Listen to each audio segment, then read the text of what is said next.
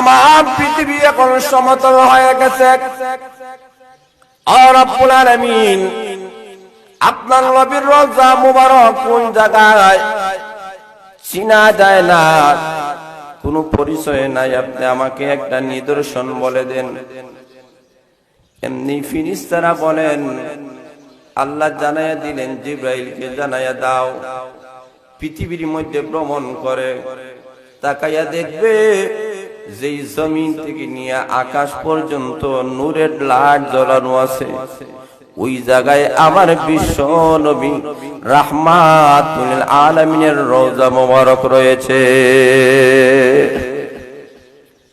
জিবরাইল আলাইহিস সালাতু ওয়াস সালাম জান্নাতি লেবাস নিয়ে আল্লাহর নবীর সামনে হাজির হয়ে বলবে, বিশ্ব নবীকে সালাম দিবে, আর বলা হবে, ওগো নবীজি আপনি কবর থেকে উঠেন।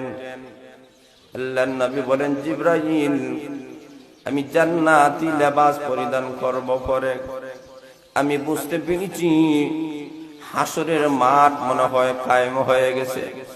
ওরে জিবরাইল, লেবাস পরিধান করব পরে আগে আপনি আমাকে জানাইয়া দেন, আমাকে বুঝাইয়া দেন যে হাসরের ময়দানের বিচারের কার্যক্রম শুরু হয়ে গেছে নি।